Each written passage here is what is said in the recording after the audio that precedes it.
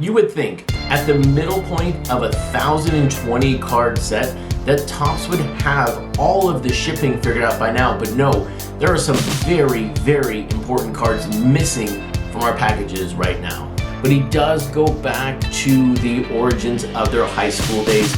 Long Beach Poly High is the high school that not only Tony Gwynn went to, but Snoop Dogg. So I'm still trying to figure out this makeshift setup this week for the recording, but we'll make do with it. We'll see how it goes. But welcome back to my channel. My name is Chris, otherwise I'm on Twitter, and Instagram is at CRT_sportscards. And of course, my website is where you want to go for everything related to Project 70, and that is simply CRTsportscards.com. There is the searchable checklist. There are the interactive pie charts when it comes to the team totals, the artist totals, a lot of great things to visit. And you can also see every single image of every single card that's ever been released in this 1,020 card set. And I really think the fact that tomorrow we are going to see card 510 cannot be undersold. When we started this journey over 6 months ago, we didn't even know what to expect, and here we are.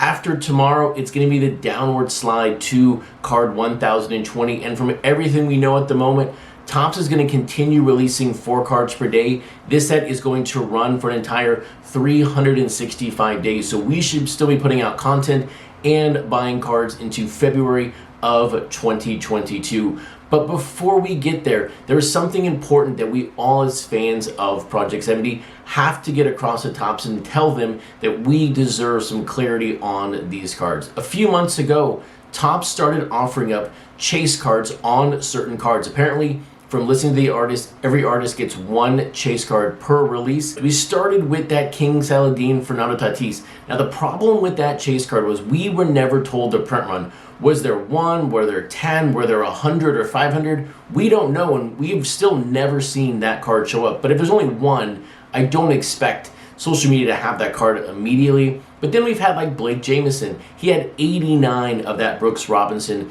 chase card. Natural had 99 Otanis. Jeff Staple had 30 Joe Torres. But that unfortunately is where the similarity ends in those 3 chase cards. Going back to the Natural Otani, have you seen that card on eBay and on Twitter or Instagram? Absolutely. Have you seen the Joe Torre by Jeff Staple, the New York Mets variation? Absolutely. They're on eBay right now. But have you seen that Blake Jameson out of 89 Brooks Robinson? No.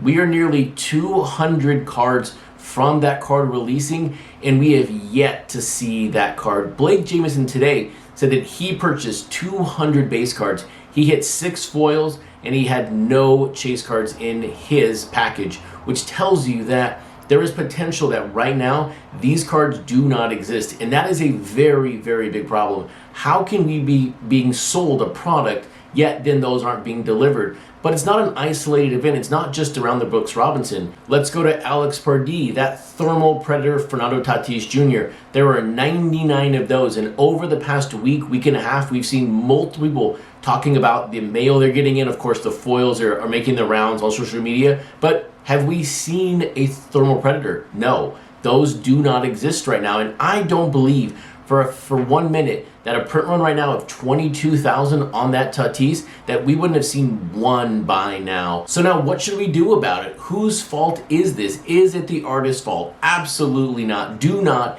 in any way direct any anger or frustration to Alex Pardee or even Blake Jameson or maybe even King Saladin for these cards not appearing. The question has to be directed to Topps. What are they doing with these cards? This is very reminiscent of the Mike Trout autographs from Project 2020 that still a lot of them have never surfaced.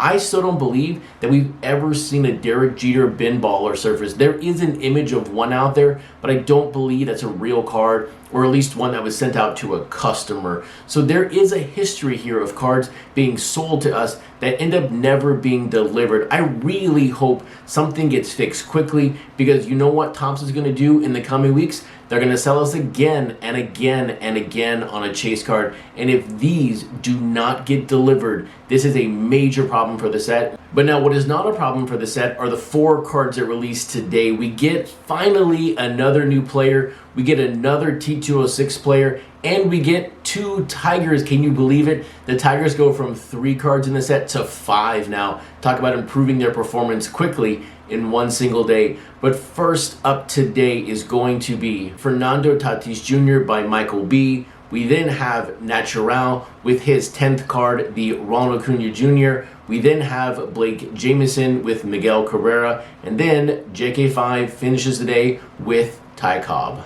And now, while I am very, very happy to see Blake Jamieson again meet the moment, the very first artist to release a Miguel Cabrera card, this card also confirms the fact that there is a very strong possibility, and I find this kind of sad, that there was a good chance that Miguel Cabrera was never going to be in this set. You would think, from a marketing perspective, if Topps knew that an artist had Cabrera on their list, they would ask them to, hey, could you maybe move this card up early, or maybe could you get this card done around the 500 home run? Because that Monday after he hit 500 home runs, there should have been a card out. But no, it took a week and a half for this card to come out. But I don't want all of that background noise to really overshadow this card. This is a really, really neat card from Blake Jamieson. This is from 1973 Topps. He keeps it true to the year. I also really like the fact that he used the nickname of Miggy versus Miguel Cabrera, although I do wish he had left in the misspelling of Detroit in this card, but I'm pretty sure MLB would not have approved the misspelling of Detroit on the card. But this card works. It's great to see Cabrera, and it's great to see Blake Jamieson continue to create moments in this set versus celebrating careers. And no, I didn't miss the fact that it is a no hat variation. This is the 43rd no hat card in the set. It's also the 6th of the 43rd that shows a player tipping their hat. So that's a really cool mini subset to this overall subset around no hat. But now, moving on to the second card of the day, we're going to now talk about Fernando Torres Jr. This is his 16th card in Project 70, also the 22nd San Diego Padre in Project 70, but this time it is by Michael B. This is Michael B's 11th card. But when I saw this Tatis, this picture, this card, I really think it's really, really great. But it also, again, confirms to me that I really wish Michael B had done just strictly a portrait set. I know his Mickey Mantle is really good. I know he has a couple other cards that are really, really neat, but when you take a look at that Ken Griffey Jr., you take a look at the Jeter, and now the Tatis, and you isolate the 3, and just think about what a 19-card portrait set would look like, it would be flat out incredible. But no, we're not going to get that. We have 3. Hopefully, maybe by the end, we'll have 10 portraits. And so while there is wishing right now going on in Michael B's set, there is no wishing when it comes to Natural's 19-card mosaic. He is the only artist in Project 70 that is having his cards connect 1, 2, 3, 1 to 19, left to right. And here is card number 5 in the mosaic. It's also his 10th card in the set.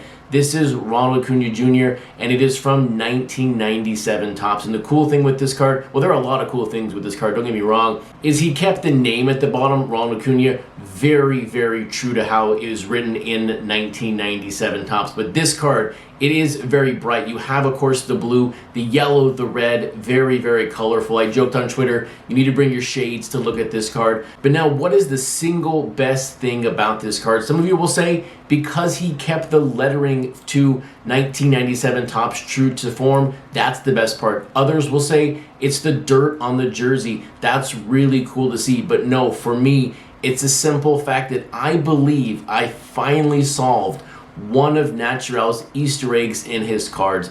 And if you're not familiar with his work, starting back at Project 2020, now we didn't learn this until the very end of the set, but he hid a message in every single card. I still, to this day, do not know a majority of what they are in Project 2020. But on this Acuna, look at the helmet. You're going to see 25. And what could that be? What could 25 and Acuna represent? That is his debut, April 25th, 2018. But now for the card that when I first saw it on Instagram last night, I didn't know who it was. But this morning, when I took a second look at JK5's preview and I really studied it, and then I saw the peach on the arm, I said, oh my gosh, JK5 is releasing a bat off shoulder Ty Cobb. This is from T206. And if a lot of you don't know why on Facebook or on Twitter, on Instagram, I keep talking about Bat Off Ty Cobb, this is a variation of Ty Cobb in the T206. You have the red portrait, you have the green portrait, you have the bat on shoulder, and this is the bat off shoulder. So this is really, really cool to see an artist take a card over 100 years ago. I still call these really the first art cards, and now turn it into a Project 70 card. This Cobb crushes the pose card. The psychedelic pose was cool, but this one is true to form. I really like the D in the background. And so because I will spend my money first on a T206 card than any other card out there in the hobby, will make this Ty Cobb from JK5 my number one card of the day. This will now complete your daily download for Tuesday. Can you believe it is now September tomorrow? Everyone have a fantastic night. If you like this video, give it a thumbs up. And if you're not subscribed, hit that subscribe button.